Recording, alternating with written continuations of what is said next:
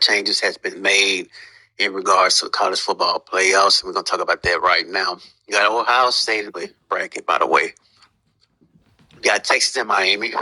We got Tulane and Georgia. Notre Dame, as Colorado fell out. Then you have Oklahoma State, Syracuse, and Alabama against Colorado. You have a lot of big matchups, which we're going to get to. But this is the Week 11 recap, so we're going to go ahead and go over the scores. Very good games last week. Shout out to Washington. We'll get to that in a second. But anyway, let's go. Ohio State defeats Northwestern 35-13. We had Alabama and Tennessee user versus user, where Alabama pretty much destroyed Tennessee for 2 weeks in a row.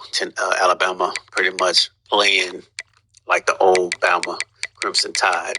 Over 100-yard rushing. They got some things going in the passing game, but they're playing smash mouth football. They're running the football very well, and they're playing great defense. Miami defeats Louisville 21-7. Syracuse defeat Virginia 56-13. We had Penn State and Wisconsin. Wow, very, very good game right here where Wisconsin was able to come out victorious. Turnover differential was 3-3. I don't know if it's differential or differential. I don't know. But pretty much turnovers about the same. So really probably just came down to who had the ball last, potentially. Wisconsin was able to run the ball a little bit better and throwing it pretty good. Same as for Penn State, but Wisconsin had more wide receivers they was able to connect with, but that helped them come out victorious. Auburn and Notre Dame, this absolutely helped us as far as the Pac-12. Now the Pac-12 is wide open where Notre Dame plays against Colorado, and I think that's going to come down to a lot. Just say it like that. You got Auburn, 279 yards passing. Notre Dame, 5 interceptions. Exactly what was the cause of this loss. Hopefully they can come out same way against us. Maybe we can focus on stopping the run and we make him win the game. We're going to pass the football. I don't care how people feel in regards to our offense. Deion Sanders on a Pat Shermer runs a spread style offense, and college football is so realistic. We run 5 wide, we run 4 wide. We got Will Shepard, Travis Hunter, LaJohntay Wester, Jimmy Horn Jr., as well as Amari Miller as our 5 wide receivers. So I don't know why UCLA is bitching about that, but it don't bother me because we're going to run 5 wide, we're going to run 4 wide, we're going to run 3 wide. Shout out to Wisconsin, man. He proved. We'll get to that game in a second.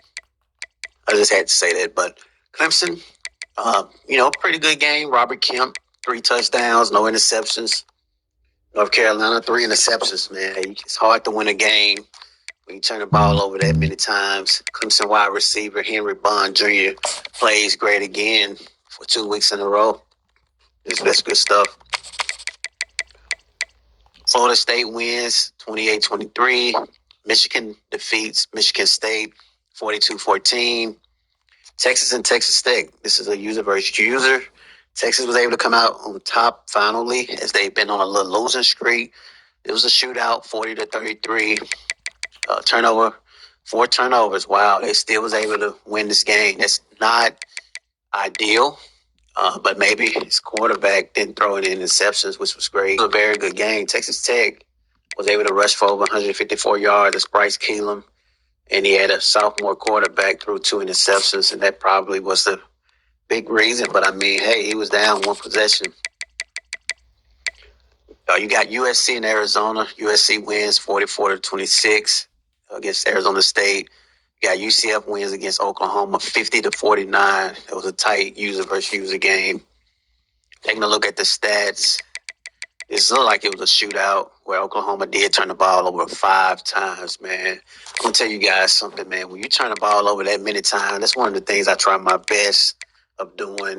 It's not committing a lot of turnovers because when you do that, it's hard to win. But, hey, he was down by 1 point.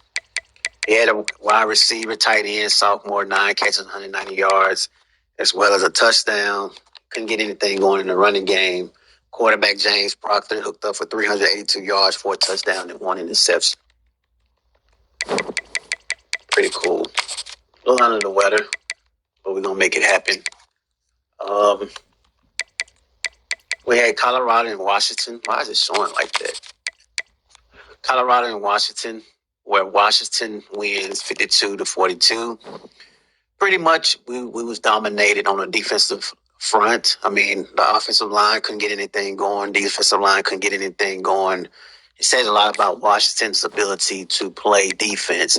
You know, we've been hearing a lot about us playing a spread style offense. It's tough to stop. I mean, hey, you know, if I'm a defensive coordinator trying to stop Larry Arnett, a quarterback that can pass, that can run, I can't necessarily say I will be complaining because I'm a competitor.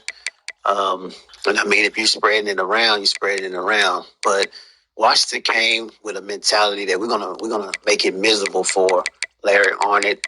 4 sacks, 3 interceptions. Rushing, we couldn't get anything going in the rushing either. He played great. His defensive front, I mean, they was able to get the job done. We spread the ball around. I mean, that's 1, 2, 3, 4, 5, 6, 7 different receivers. Two receivers with over 6 catches. One receiver with 8 catches. Eric been playing great, junior receiver. But when you look at the defense of Washington, their ability to cause havoc was a big deal. I mean, four players, 7 tackles or more. I mean, he had 3 interceptions. Freshman corner with great speed, runs probably a 4.34. I mean, the defensive line gave us a problem. And so, I mean, hey, I don't mind standing on screen. When you can do that, you can win games. But I mean, it doesn't fear me because not everybody can make adjustments like that. But shout out to Washington, man. He played a damn good game. I think that's pretty much it, man. Tulane beat Georgia Tech. Yep, that's pretty much it. Let's see where we at as far as time. 7 minutes. College football top 25 right now. We got Oklahoma State, Auburn, Alabama, Miami, and Syracuse is the top 5. Colorado drops from number 11 to number 19. Michigan at number 7. Texas A&M 8. Wow, Texas A&M moved up to the top 10. Tulane, Notre Dame, Texas, Clemson. So it's pretty interesting. Let's take a look at the standings as of right now. ACC is still wide open, where you have Syracuse, Miami, Clemson, Tulane, Georgia Tech, all in the battle. We'll check this, see who play who pretty soon. Big 12 right now. Texas A&M and Oklahoma State undefeated in the conference. Texas Tech been winning, man. They've been winning. Then you have Texas and UCF. Big 10, you got Ohio State undefeated still in the conference. Wisconsin, Penn State, Michigan. So it's a battle, man. It's a battle. At one point, Michigan was undefeated, you know, and so it's going to come down to the last few games. Pac-12 right now is the same for us. We've moved from number 1 to number 2. We beat UCLA, so that puts us a game ahead. But you have Notre Dame and Colorado, very, very important matchup. I mean, if we lose, that could put us back at number 1, Notre Dame at 2, and UCLA at 3. Pretty interesting. That makes the league fun. Alabama, Auburn, and Georgia all undefeated in the SEC. The SEC is the SEC in this league, where they're all 7-0. Taking a look at the players of the week. Players of the week right now, we got Frank, 6 tackles, 3 sacks, 1 interception, 1 touchdown. Henry Bond Jr., as I said before, had a great game against North Carolina. 19 carries, 133 yards, 7 rushing yards, 8 receptions, 100 reception yards, 12.5 receiving average. When I look at stats like that, I say to myself, that's a dog. You know, he able to run the ball for over 133 yards and get it done in the passing game. Anybody that says that's unsim just don't know football, man. I mean, if you can't stop a man from doing multiple things, that doesn't make him unsound. That's just my personal opinion. I see this every day. You know what I'm saying? He was able to land some 3-star commits, but it's not worth looking at. Taking a look at the top 5 right now, we got Oklahoma, Georgia, Notre Dame. Tulane moves back up in the top 5, along with Miami. Interesting. Probably that 5-star T. Monroe, 6'6", 246 right in. That's a huge pickup right there for Tulane. Then you got Notre Dame, Georgia, same usual top five. I mean, we can go down the list, but it's really about the top fives in regards to recruiting. So, um, top stories. Henry Bond Jr. has moved up in the Heisman race. You got Larry Arnott, Matthew Ritter, Lorenzo Browning, and Gordon Fleming as of right now. Taking a look at the upcoming games, as I said before, for Week 12, you got Notre Dame and Colorado. This is probably for the Pac-12. You have Notre Dame still sitting at number one, been going undefeated for the whole entire year. And you got Colorado as a team that's been told that they haven't been recruiting well, and I mean, this is a team that's still sticking around, so it's going to be a very good football game. It's going to come down to if Colorado can stop the run and Notre Dame can stop the pass. You know, if Notre Dame can get out and being able to run the football and keep Larry Arnott off the field, I mean, simple football logic, he can win the game. But if he get into a situation where he's trying to pass with me, then we're going to win this game. This is how it's going to be. Ohio State and Penn State, very important game right here. Penn State been playing some damn good football, and Ohio State as well. But Ohio State coming off a very big loss to Alabama. I think this is going to definitely come down to Penn State. You know, is they going to really get in there or they ain't? Marshall and Georgia Southern. Interesting to see that computer game. Then you have Michigan and Minnesota. I feel like Michigan is going to get back in the win column against Minnesota. Taking a look at the stats, and we'll get out of here. We didn't look at the stats any. Let's take a look at the team stats. Let's do that for a change. All right, we have 12 minutes. Team stats, total offense right now. Michigan, Tulane, and Colorado, top three teams. Total offense. Passing yards right now, Tulane, Colorado, and Baylor. Yeah, Mike usually do his thing in the passing game. Rushing department, you got Georgia, UCLA, and Michigan.